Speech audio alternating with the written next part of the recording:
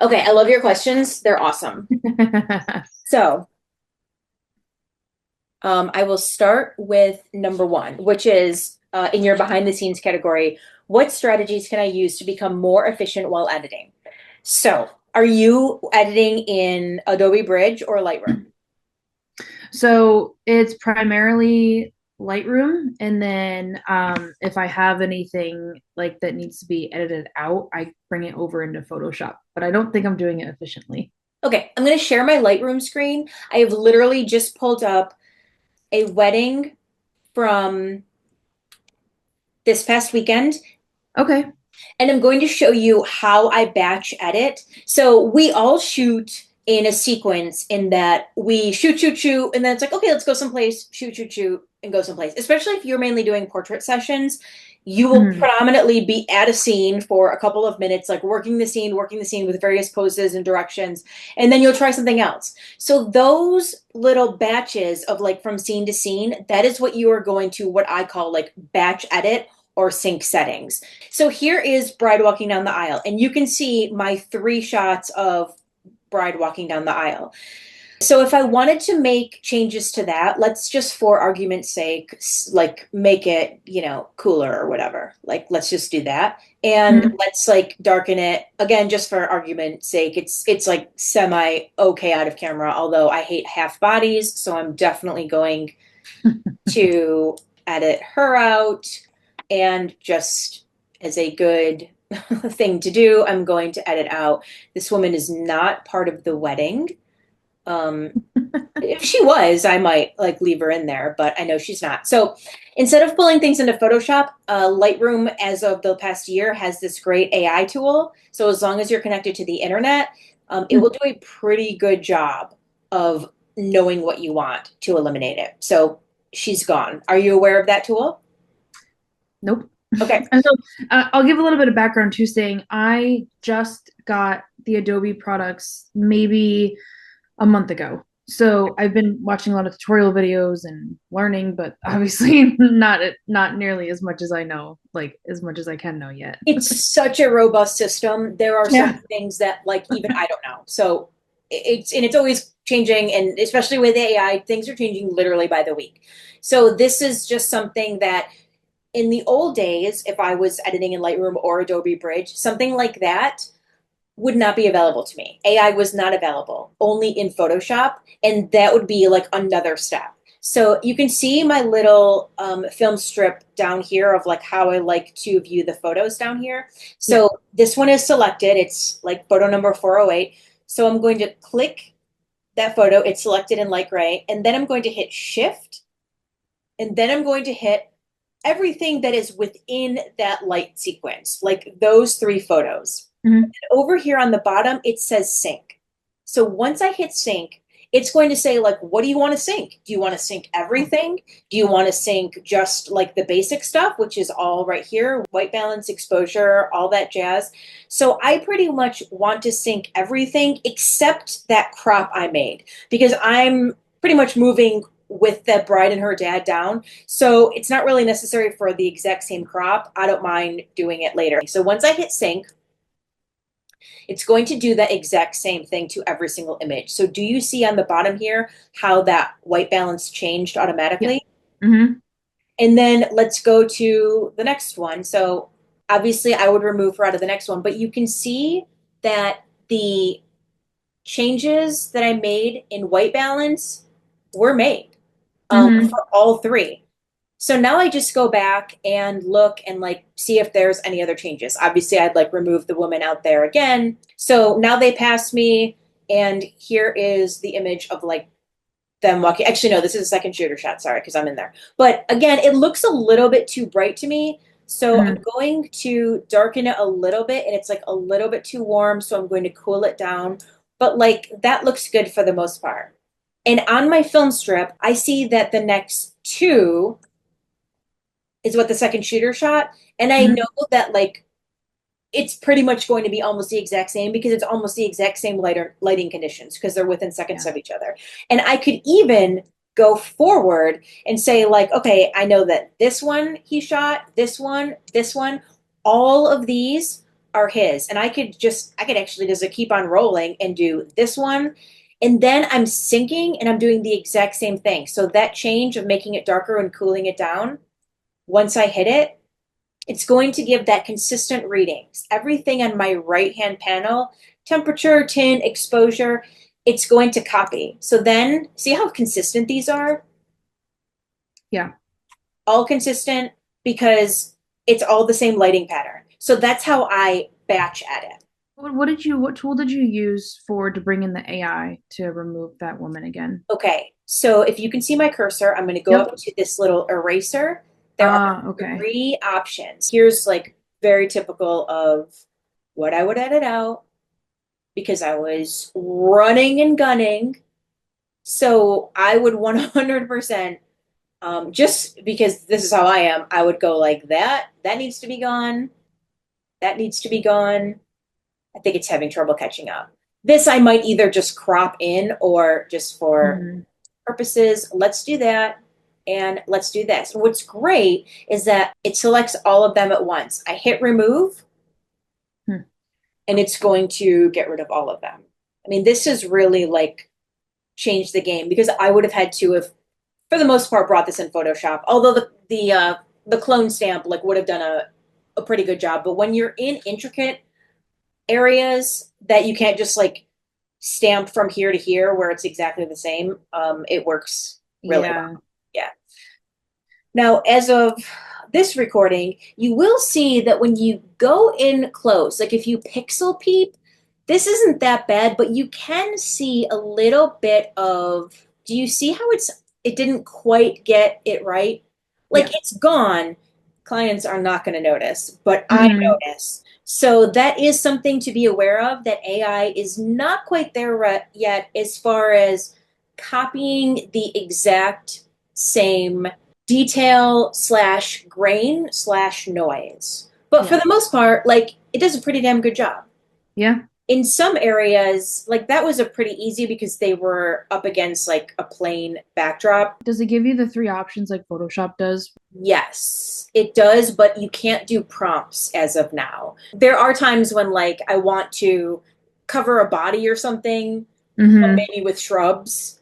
So Yeah. that is hard to do because it'll pretty much just like if I wanted to cover this with shrubs for whatever reason, or maybe like extend something, I don't know, whatever. It would be difficult without an actual command, but it does a pretty good job. It gets me like 85% of the way there. I still have to go into Photoshop for various reasons. Yeah. So your next question is, for keeping your sessions, what do you use to back up all of your pictures? Do you keep every photo, even the unedited ones? I have two cards in my camera. One of the cards goes in the safe immediately. The other card I'm copying to my desktop. I'm Mm. copying to a hard drive. So I have a working hard drive. All my hard drives are right here in the desk. I've got a million of them. And that is where I'm actually saving the wedding that I'm going to edit, or the portrait session that I'm going to edit, for the sole fact of like, if I'm editing here or over in my like little patio office or putting it on my laptop, I want to make sure that it's always on a hard drive so I can take it with me everywhere. I don't want to necessarily like tie myself down to one desktop where I always have to be here. So that's my thought process in like making sure that I have all these little hard drives. And they're LaCie's, LACIE. I have a million of them. They got like little rubber like covers. So they can kind of bounce Okay. around and stuff. Once the session is delivered, the other card that I'm dubbing to desktop, to the hard drive, all that jazz, I also put this in my purse and I carry it around with me. So this is Hmm. always on me. So if the house burns down, even though I have a fireproof safe, like I still have it with me for whatever reason. So it's always like in two different locations. Essentially, I just don't feel safe unless I have 4 copies of everything. Hmm. Once everything is delivered, I upload it onto Cloudspot, and that's like the cloud. Um, everything that this comes out of the safe, this comes out of the purse. I will format them and use them again. Eventually, I'll leave it on my desktop for a couple of months, but again, it's not the finished JPEGs. It's only like the RAWs. So Hmm. I'll have them, but really for like only a couple of months. And then once it is delivered, I will save it on the hard drive for at least a year. Now, to be honest with you, I have a million of them from like, oh my God. from 2011. I do not tell my clients this.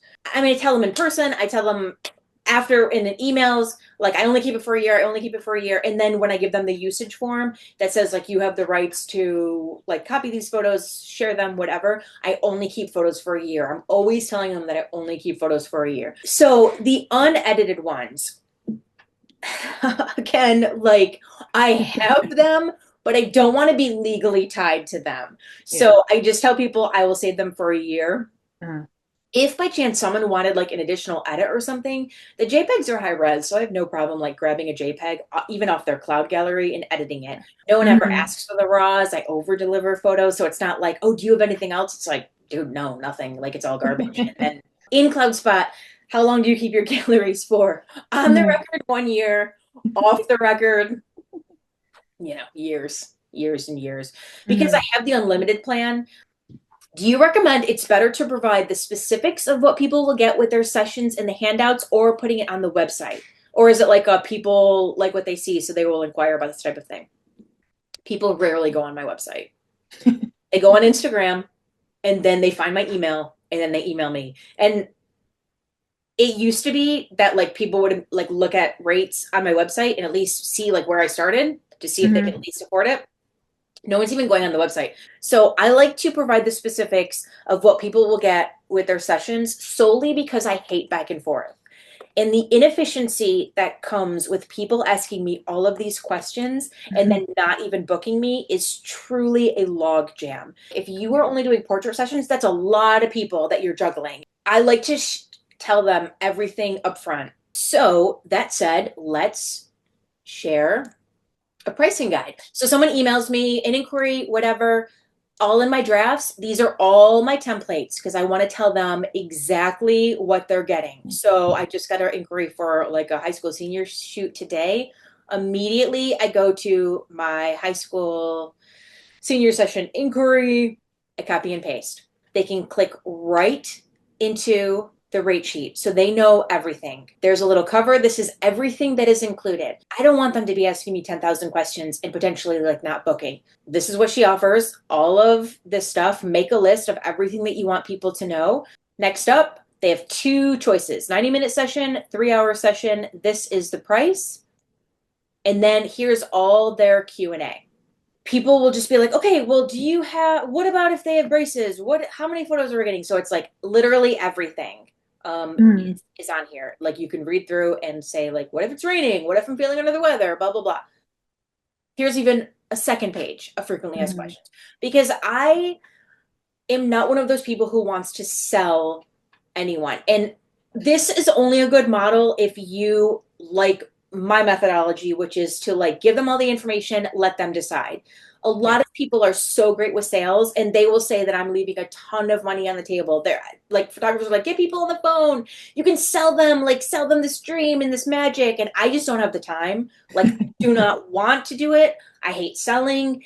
If I am too high of a price point, I don't want to be like getting them all excited and then they're like, oh, but I need this. And then like as soon as I hook them in, they're like, oh God, they already feel like that regret when you've bought a big purchase and you really can't afford it. When Yeah. this way they can like and their own home be like, we really can't afford this. We need someone else. So here's more frequently asked questions: how I'm editing, like how long it's going to last.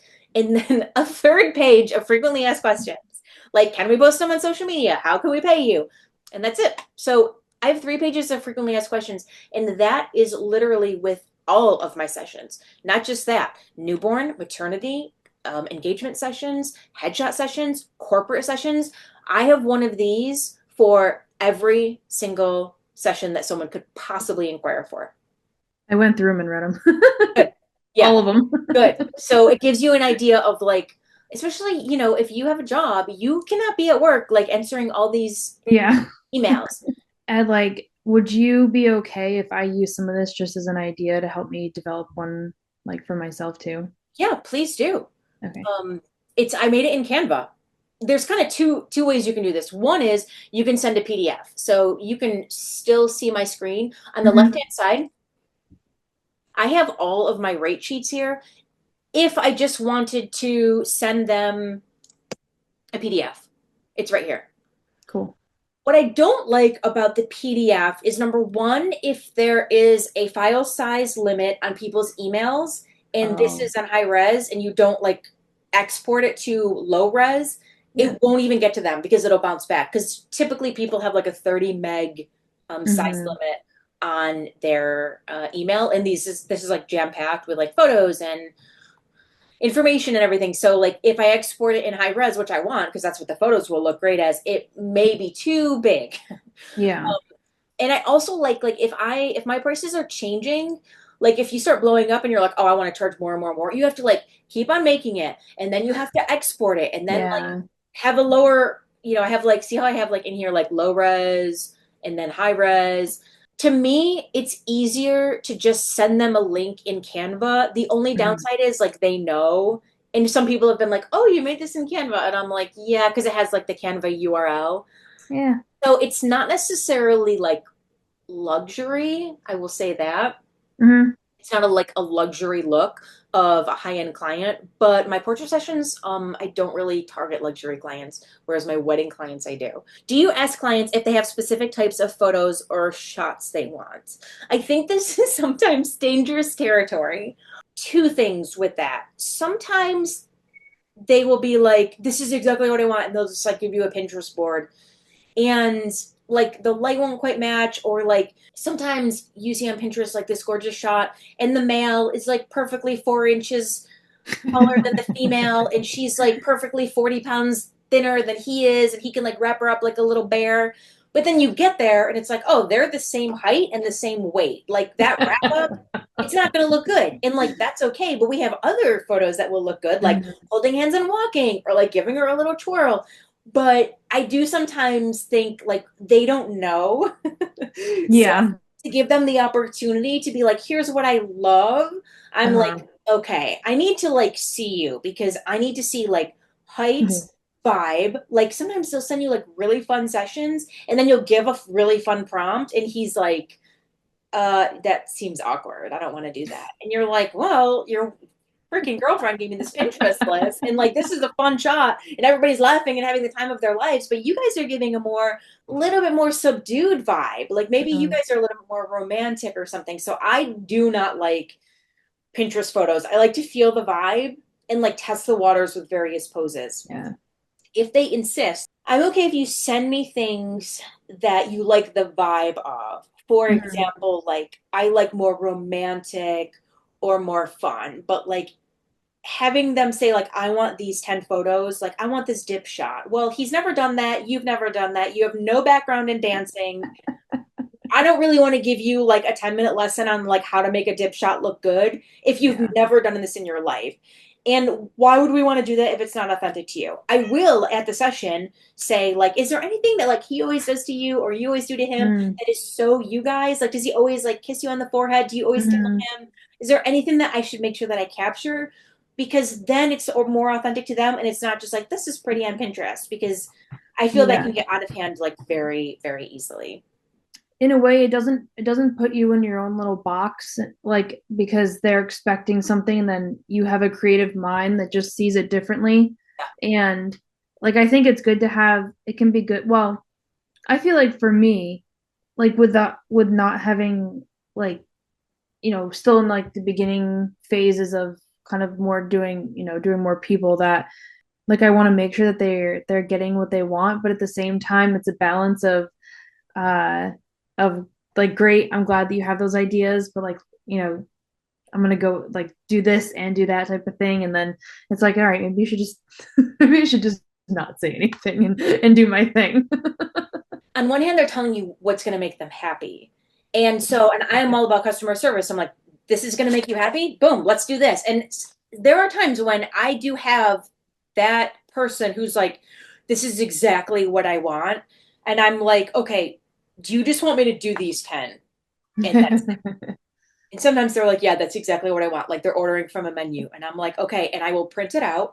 It's very rare that I do that. But ultimately, if they are someone who knows exactly what they want, and I get the feeling that they are doing a very curated thing and they Mm, are really aware of public opinion and they want to present themselves in a very specific way, yeah. 100%, I'll just give it to them. Hmm. It's very rare, but every now and then I'm just like, okay, like they're telling me what they like. Yeah. But I also think sometimes because we're so copycat on Pinterest, Instagram, that they don't really know what's possible that might be unique to them. I just had an engagement session today where she was just sort of like looking at me and she had her legs crossed and she was just standing there like with her head tilted toward him. And I was like, this is nothing that I would ever necessarily like pose you as, but you're doing it authentically. So Mm. let's just freeze. Like, let's do this. So I think, and I know you and I know how perceptive you are, I think the magic, and I wish I could tell every client that you ever have is like she's so empathetic and she's going to know exactly what's going to look good because you feel things, and I think that people who Mhm. feel things, you're going to feel that vibe of like, oh, he's feeling very awkward, he's feeling like very embarrassed right now, like Yeah. just give him like cool stuff, like don't make him dip her, he's not going to want to do that, he's going to feel insane, but he wants to look cool, so just like have him like throw a hand in the pocket, and then Yeah. have her be deferential to him, and she's just kind Mhm. of grabbing his arm and he just looks cool and he's not even doing anything. So That's so funny that you say that because that's literally what happened a couple weeks ago is that he was very, very awkward. And then like it was at one point it ended up being just him. And I said, okay, I'm like, you're wearing a necklace. I'm like, can you just play with your necklace for me? And instantly he was like, whoop. I'm like, now you look like a model. I'm like, okay, great. yeah. Like as long as you gave him the guidance, he was like, ah, I'll do that, sure. And then just instantly like, boop, look great. I'm like, And people's perceptions of how they are mhm. doesn't always translate into what looks best. Because I have Yeah. had people give me all these Pinterest shots of like he's throwing her around, and then in real life, like they're not really like that. They're a little bit more shy and stuff. And I think we should like capitalize on what they are. But it's always challenging, try to just find a balance of like push it a little bit like into if they like more fun. I do ask them like, do you like full teeth smiling? Do you like laughing shots? Do you like more closed mouth smiling? Like, is there Mhm. anything that I should know? Anything you're embarrassed about? Because like some people are like, oh, when I laugh, my chin goes back and I feel like I have a double chin. And so it's like, okay, well then I may not give you a prompt that's like a super, super laughy pose.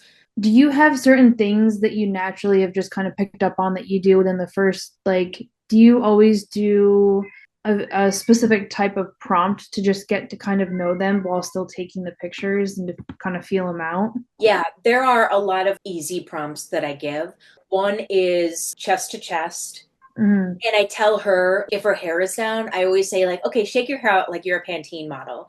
And mm, she'll just like go like this. And she's usually laughing because she thinks it's so ridiculous. If yeah. you think they're a little bit more fun, and like again, always cameras up, right? Always cameras up because this could happen in a second.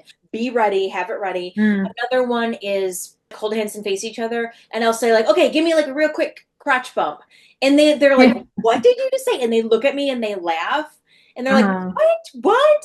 And it's not even about the crotch bump. I don't even care if they do it, but it's just them like looking at me laughing. mhm. Other ones are if they're walking, I like little hip checks, and I'll say Yes. like, give them a Yes. hip check. It's really hard not to like laugh or smile when someone's doing that. They will laugh. If they look down the whole time while they're walking, it's like, okay, look up, look up. Like you just kind of have to Yeah. almost like make sure it's looking good, but you only need like, two good shots out of that whole sequence. A really easy one, get chest to chest. I have him write a word on her cheek with his nose. That's always like a really easy one. Anything you can do to get them out of their head. Just say like, okay, Brandon, think of a three-letter word, really easy, but don't say it out loud. I want you to write that word with your nose on her cheek. It's always going to be the cheek away from the camera because I want to see Mm. her face. He may be writing it and she may not get it or whatever, but there will be a moment where she reaches back from the pose and is like, I don't even know what you're saying. Like, I can't even Yeah. understand this. And that's where the moment is. It's like they're looking at each other, smiling, like, what is happening? I don't know what you're doing. Unless she Yeah. maybe like does guess it, which is awesome too, and then they laugh and stuff. There's a ton. Sometimes I just say like, okay, look at it closer, closer, closer, like touch your teeth, and they're like, touch your teeth. And Mhm. sometimes it's just about me saying ridiculous things, so they will Mhm. laugh.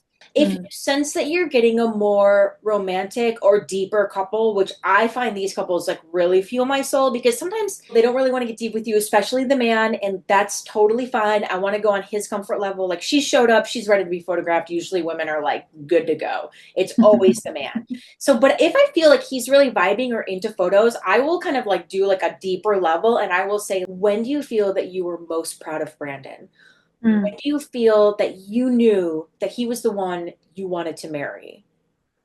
When was the time that you thought, I want to spend the rest of my life with this man? Mm. And vice versa. There are times when I have misread the situation and he's just like looking at me and looking at her and he doesn't want to do it. And that's okay. If they're participants, it works really well, but it has to be the right couple. And I feel like Yeah. you'll know Yeah. immediately. This is kind of a fun one too. And it's universal, as in, like, I don't think anyone has ever given me bad feedback about it. They're together, and I'll say, like, Jillian, if Brandon was a food, what would he be? And you're like, oh, caviar, whatever. And then he's kind of like, caviar, like, why do you say that? And then, like, there's like, again, shoot, shoot, shoot, because you Yeah. never know when there's going to be like a little moment. Or, okay, if Jillian was a color, what color would she be? If she was a car, what car would she be? And it's just kind of like silly, stupid stuff. You'd be a bear because you're big and cuddly. And it's like, oh, that's Mm. cute. It's anything to get them connected. And that's a little bit more superficial. I like a drunk walk. That's always fun. I'm like, do you guys drink? Okay, it's 2 a.m. You're walking out of the bar. You guys got to like carry each other up, walk each other down to, your apartment or whatever. Then if you see something weird, like someone's arm, just like tuck in your elbow, tuck in your elbow. And then, Mm. I've never taken someone's picture and not told them to walk on a tightrope. After our session, I was like, you're never gonna walk the same again. you notice that it looks really nice. It's so much better. When people walk, they tend to put their toes out and walk normally. And the look of it, when people are walking one foot in front of the other, like balance beam or tightrope, Yeah. their hips look good. It's like an S shape. It's really, really pretty. Yeah. Okay, some of your sessions say you travel within 1 hour. How do you charge if it's over an hour? I do not charge for travel. I don't like to be nitpicked, so I'm not nitpicky. Uh-huh. To me, whether it's half an hour or 2 hours, it doesn't bother me. If I had kids, I'm sure I would not be so loosey goosey, but I don't care. So I don't charge for travel. If you think it's an opportunity for yourself, do whatever you're comfortable with. There's a business with like, oh, you can charge for this and charge for this and charge for this. And I just don't like doing that. I really like a flat rate. I don't even Yeah. offer really packages. Fair enough. Okay, this is a good question. Do you make deposits when booking sessions? Now, weddings, 100%, because that is mainly what I do. I Mhm. actually don't take a deposit for portrait sessions. Mm. That is because I used to, and so many people would cancel because if they have children, the children are always sick, they're always waking up with a cold, that it's so difficult to like reschedule, or they don't want to reschedule. They only had like, our grandparents were only in town for this week and now we can't do it because there's a storm and blah, blah, blah. And then it's like, then they want their money back. It's not my main business to do portrait sessions. Those Mhm. are just kind of like fun for me. So I don't take a deposit. And I know people will say I'm absolutely crazy for doing that, but I don't. But if that is your main game, Mhm. you'd probably want to consider it. From my work experience, when I've set up conferences before, if we don't charge, then people just get very loosey goosey with saying yes, great, I'll be there, and then they're like, no, we're not going to be there, and it's like, well, we've already accounted for food and everything else, and so it's kind of like in my mind when I'm bringing that over, it's like, well, trying to find the balance of like where it's like a deposit of like maybe it's not anything crazy, but it's enough to be like, oh no, I paid for that, like it's gonna happen type of thing. Like it just holds them accountable a little bit too. I Um, 1000% agree. yeah. Yeah, if you don't take a deposit, you probably will get no shows or flaky people. And at a certain price point, those people are numerous. Mhm. And then they're pissed at you that you took their money. Yeah. But I would say yes, if that's your main business, you need to take deposits. Your question. What are strategies for helping people feel relaxed on the day of the shoot? Do you mean like in person or leading up to it? In person. Yeah, it's for the most part nonstop talking. The difficulty Mhm. always in being a photographer is not necessarily taking pictures. It is, in fact, taking pictures while also continuing to run your mouth so they feel so comfortable and they're not in their head about how awkward they feel. What are my hands doing? This Mhm. feels silly. I look like an idiot. I feel like an idiot. And the magic is like simultaneously talking, getting your settings right, composing, and then Mhm. also making sure that like they're having such a great time. The magic is in the experience of what they felt. Gotcha. Okay. Nonstop telling people that they're doing it right, even if what I'm seeing is not going well, that's on me. I need to be a clown, shout out weird things so they will laugh, hype them up so much, like, oh my God, I love what you're doing. How do you even know how to do this? You guys obviously got this. But okay, while we're doing, let's just try something else. Let's change it up. Let's change it up. Let's do this. Mhm. Like pivot toward the left. So it's always constant reinforcement, like they're doing things great, but you're just changing it up a little bit. If I say wrap her up and he's like, got his shoulder around her, like, and it's just like looks weird, I'm like, oh, I like that. That looks really good. But let's try just like putting the arm down a little bit. If it's a jokey couple and they have a really great personality, I may joke with them and be like, dude, it looks like you're going to strangle her. Like, what are you trying to do? It's not that kind of shoot. Yeah. The first 20 minutes of any shoot is awful. Save their best outfit for last if they're doing multiple outfits. And the last 30 is like magic. The light is usually better. They're relaxed, but really just try to hype them up. And sometimes they might do something really cute. I'll be like, Jillian Brandon, that's perfect. That's like your pose. Like that's the Jillian Brandon Mhm. pose, and you're just like, you guys already have a pose. Like that's perfect. Yeah. It's really constant reinforcement and telling them that they're always doing it right. What about family sessions? Like if it's parent, if it's an older family in the sense of like it's their parents, their kids, and then their grandkids. Yes. Older kids, teens are a little bit difficult. So here's a game I play when you have that big family and you've got, let's say, like three, you have got like three kids, like an 11-year-old, a 15-year-old, an 18-year-old, and you've got two parents and you've got grandparents and stuff. I get everybody together, standing like in a group looking at me, like tall people in the back or whatever.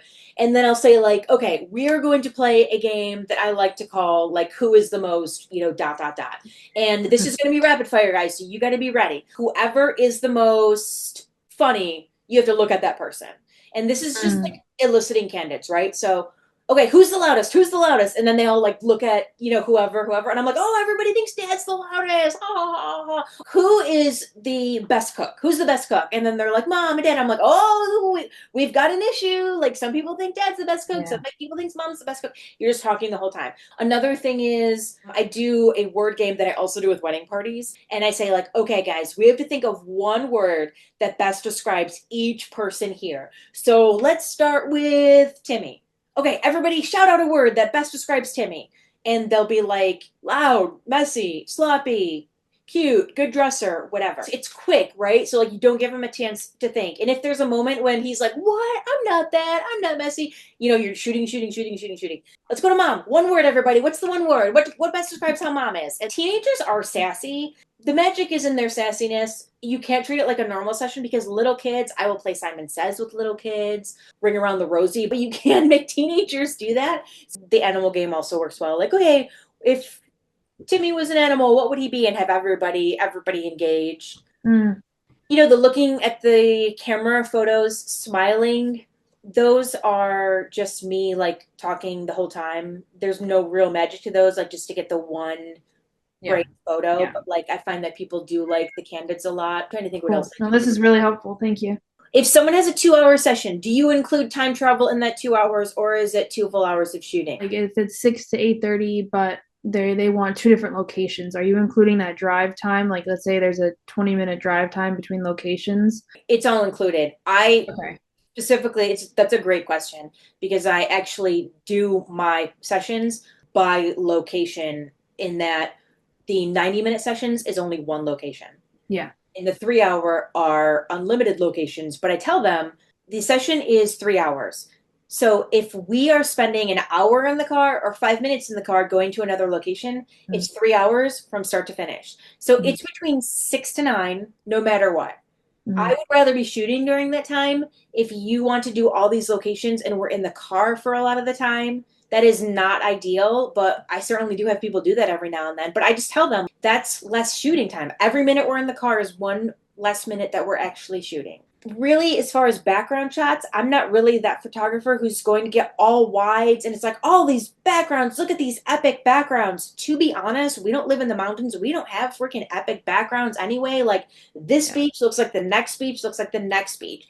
So to have like all these locations as if we are in some mountain range where it's like this epic shot that we need. And also people usually print the photos where it's like close up and you can see everybody's faces anyway.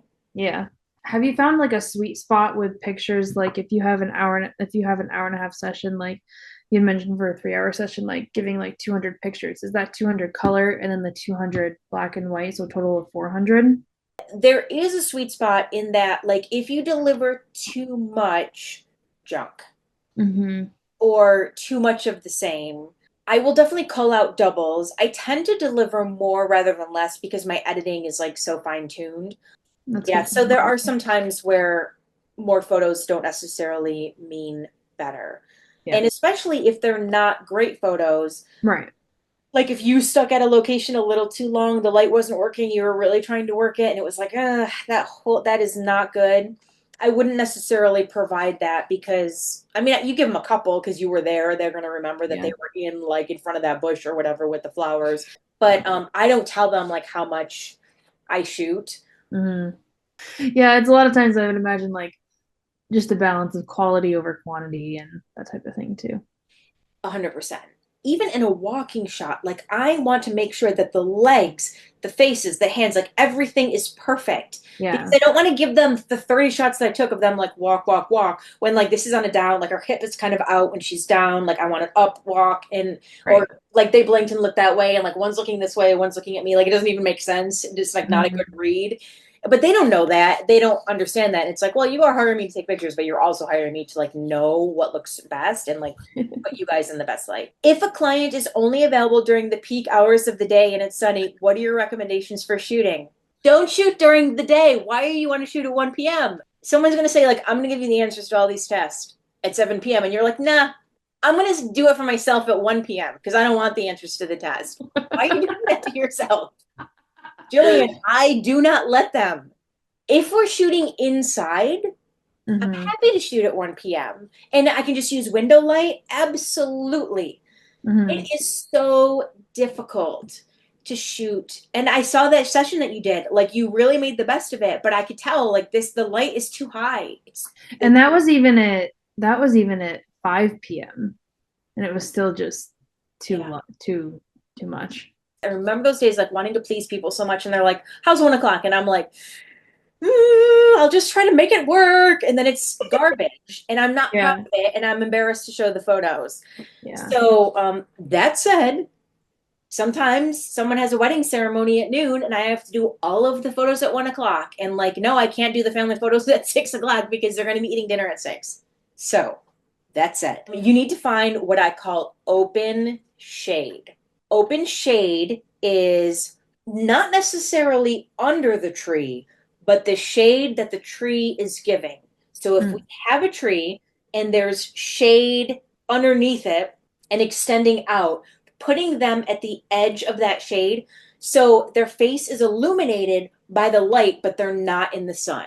I do not like when couples and families pick out their own spots because I really want to see it Mm. first. Or I say, like, can you take a photo? Like, we really want to do it in our backyard. I'm like, take a photo. I mean, at 1 p.m., it may be shaded in there because there's trees all around in the house, and that may be fine. But I would argue still that at 1 p.m., the sun is beating down. Even if you have shade, it's still reflecting so much green from the grass.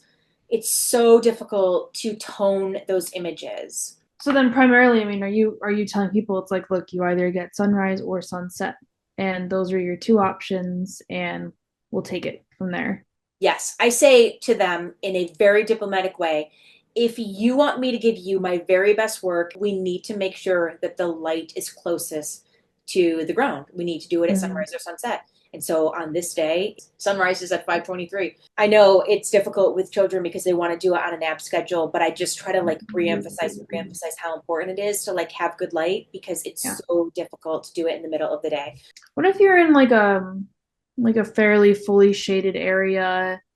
Um, like kind of not really on a trail, but kind of on a trail, but like that type of lighting where it's a little bit darker inside, Mm.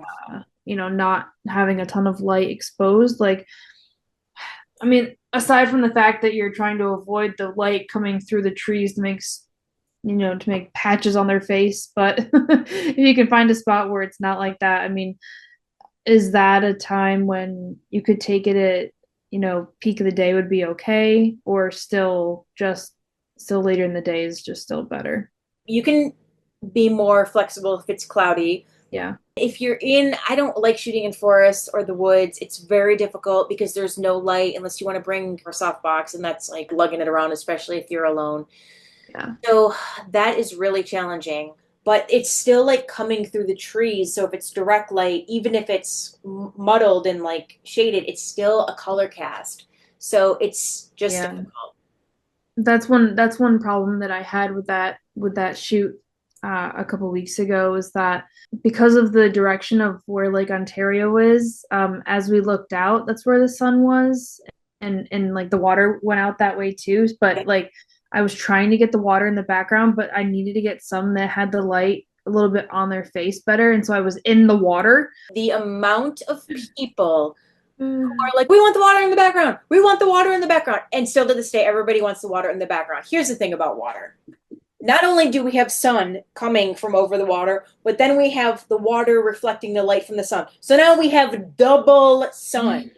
I could use flash. It's going to look like garbage. It's going to be flash on your face with sun behind you. I mean, I would need, in order to do it right, I would need like absolutely 6 feet soft boxes to make it like super soft. It's not going to happen.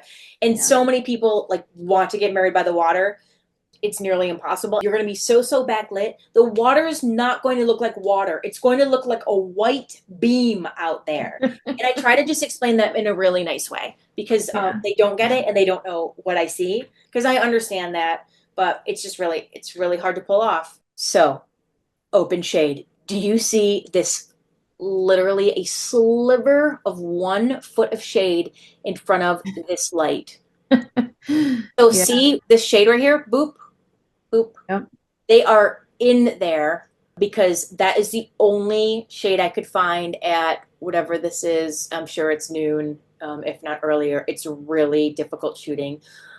So north facing walls will always have shade, just as a Mm. general rule, north facing walls. And you can see like just a tiny bit of shade. But then if I like zoom up close, it doesn't look bad. And I'm using all of the light from the light to illuminate their faces in a nice, even way. But they are literally smushed up against that wall because it was the only thing that I could find.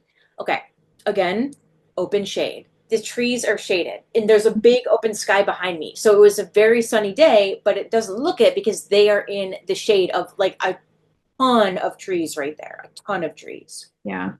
That is basically what I say when I mean open shade, which is they're not under the trees. Notice like this little cove, like right here. I can't put them Hmm. under those trees because then it will be like truly color cast and there will be darkness above. I need to get them just to the edge, and I have no doubt that there is like a line of sun right here. And Yeah. actually, if you look at this photo, you can actually see how there is a little light patch right Yeah. there. Would So you edit the grass or would you leave it?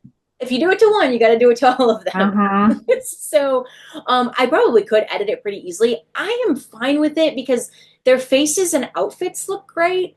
So to Yeah. me, like this ancillary little thing is like, meh, I don't think it's a big deal. That's a great question. So that Yeah. kind of gives you an idea for like finding the shade. And again, this is like them walking up, which is just like a little candid and stuff. It's so bright. It's Hmm. it's like absolutely insanity. But yeah, try to find shade where you can. If you cannot find shade anywhere, backlight them and expose for their faces. Okay. I'm always backlighting them. And if you can cut that backlight down with a tree or something, even better. Just like Hmm. so they get a little accent light. My perfect situation where skin is awesome if I do not have lights with me is sun behind the couple back here, but behind a tree. So it just diffuses the light a little bit. And then behind me is a big bank of sky. So that is my softbox. So if there's woods behind me, that's not good. That's going to make them dark. I got to go on the other side. Does that make sense? Yeah. Always at a wedding, I would try to like pull them for sunset photos. Mm. But no, family sessions and everything, unless we can do it inside, they really don't get the option to do a 1 p.m. I would not do that to myself. Yeah. So like for example, I have one coming up in July and you get really, really still good lighting even at like 8:30. So would you recommend that I do it starting at like 6? So it's 2 hours. Yeah. And what's the date? It is July, oops, I believe it's Sunday, July 13th. Okay. Where you are? Yeah, in Watertown. So sunset is at precisely 8:45, but you should know this. 8:45 is when the sun hits the horizon line, which Mm. means that if we are like at the sea or on Lake Ontario, it will Right. hit at 8:45. But if I am in the Rosemont Manor, the sunset is before then because it's surrounded by pines. So to Right. me, sunset there might be at 7:45 Mhm. because the sun is going to hit the trees. That's okay because then you're still going to have shade. Like it's still going to be daylight out. But if you are looking for like glowy light to potential shoot through, then you need to schedule it where the sunset is specific to the location. So it's really only on totally flat ground where the sun hits the horizon at the 8:45. So yeah, I would probably start it at like 6:30. And if you don't know the location, where the sun hits and where it is, that gives you like enough time to kind of figure it out. To be honest, a lot of people like they'll be married at a certain spot and they're like, oh, and then we'll go out for sunset photos. And I'm like, just so you know, there's no sunset in downtown Utica outside of the Hotel Utica, outside of the Hotel Syracuse. There's no sunset. When I think of sunset light, it is glowy light that's streaming through the trees and it's like beautiful and amazing. It just goes behind a building in a Yeah. downtown area, an urban area, or in an area that's filled with pines. There's no sunset glowy light there. So, sunset means different things Yeah. sometimes. And sometimes you may just have to change the location because if they are like, oh, I really want a glowy sunset, which not everybody even knows what that is, then you may have to say like, okay, well, we need to go to a place that like doesn't have a high tree line. Yeah. Do you find do you find more of your couples want the sunsetty ones versus like family? Like family wants just a different type of light? Yeah, for sure. Like a mom is going to want more looking at the camera, smiling. What does this child look like at 8 years old? Rather than this like epic shot of like the kids in the air and like the sun is swirly and everything's glowy. It's going to take someone who's very discerning to want that photo. Mm-hmm. Mm-hmm. But Okay. like, Nope. yeah, the average family, all moms want is literally everybody smiling, looking at the camera in nice Yeah. clothes.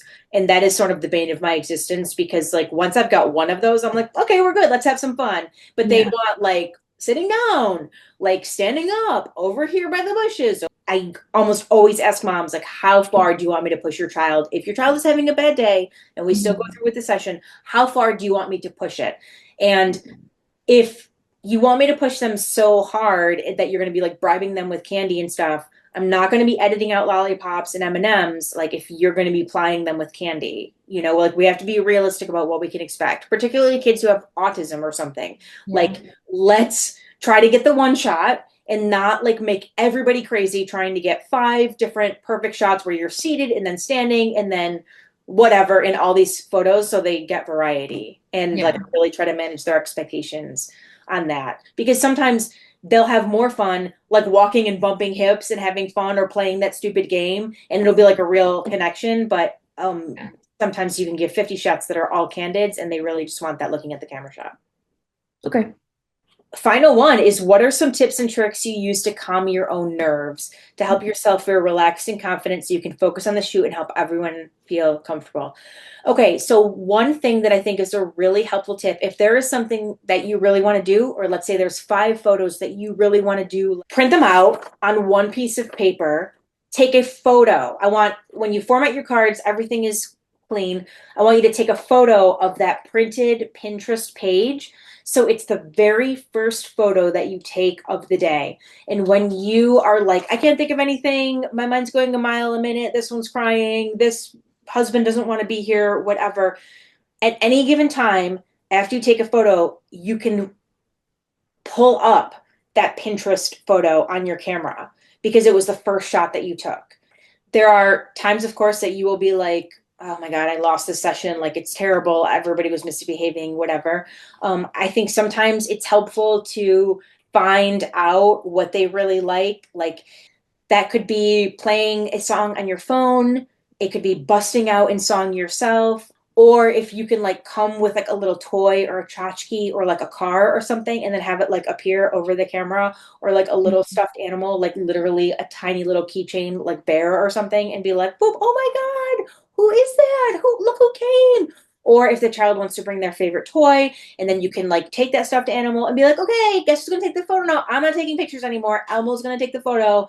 Elmo's okay, then and like Elmo gets behind the camera and Elmo is pushing the button and like, Mm. everything. So sometimes it's just like knowing beforehand like what kids like, songs they like, games they like, even if it's a game that you've never heard of, like what is it? Can I play it? What's something that like makes your kid laugh every single time? For boys between the ages of 3 and 9, it's always farting stuff. I make a huge farting sound and I'm like, who tooted? Who tooted? Daddy tooted. And like they bust out laughing. That's super helpful. Do you have any recommendations for um like people to like different poses to make them feel their best? Like maybe like let's say that they're just a little bit heavier and you still want them to feel great. I mean, I would never shoot like directly straight on, but like Right. if there's like do you have tips and tricks for that? Yeah, always ask them if they are insecure. Just want me to know about anything that they don't love about themselves. Because I think for the most part, people look better like with a shoulder turned and not broad to me. But sometimes if they carry more weight in like the stomach, they may not want to turn to the side. And so it is helpful to know like, are there any insecurities that you guys have? Nothing is off limits. I want to absolutely make you obsessed with these photos. So tell me what you maybe don't love, and I will make sure that like I keep that in mind. And almost always it's my arms or my chin. Mm, Or just like, I mean, every woman thinks that they are too fat all the time, but you can always hide a woman like a little bit behind a man. So he is just kind of standing like with his hands in his pockets, like always like just a little shoulder to you. And she can always just like kind of tuck behind him and like with mm, an arm. So like a lot of her is hidden behind his arm and she's just like holding onto the arm, looking. Also, a lot of times the lens that you shoot, if you are shooting wide and close to them, they are going to look larger than if you are shooting, just giving them a little bit more room because a mm, wide lens bows out. Because at the edges, it's going to be distorted. So, like, mm, put them more towards the center and back up.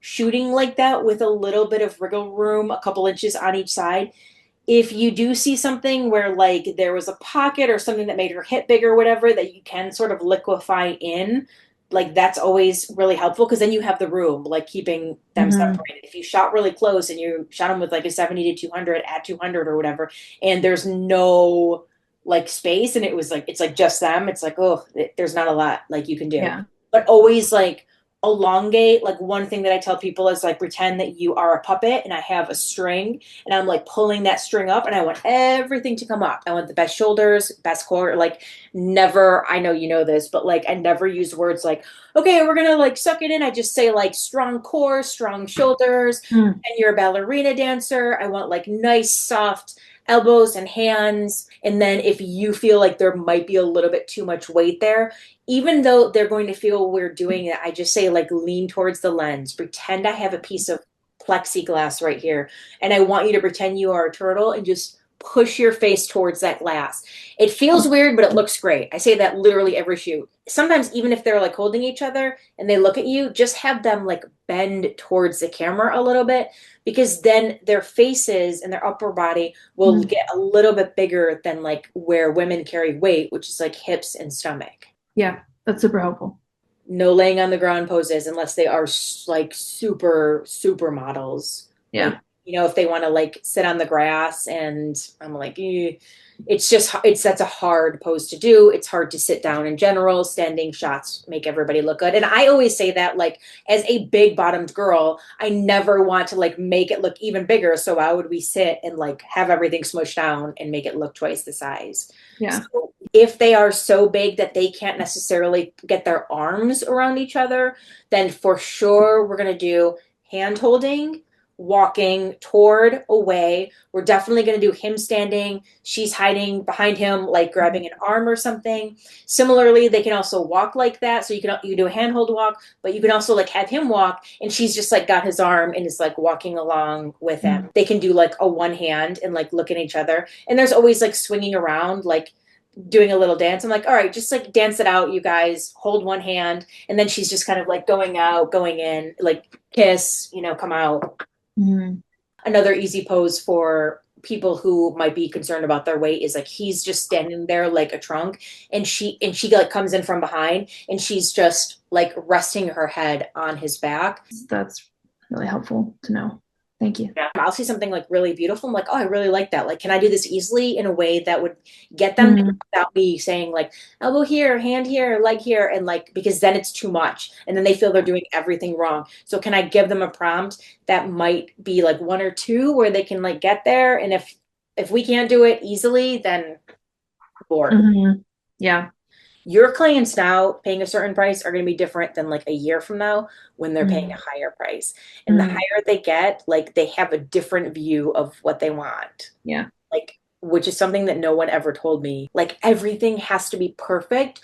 Whereas clients 5 years ago, they didn't have to be perfect. Like that was the magic of like, oh, the hair's kind of all over, it got caught up in the wind, but they're having this great moment because he just said something cute to her. They're very discerning about photos, which is good because they're going to pay a high price point. They really value you, but they're so aware to a Mhm. fault about like not being in the moment and just being like always like looking at me with this like rogue face. And I'm like, okay, well, that's how she wants to be perceived. So, like, that's okay, like telling me what she wants and stuff.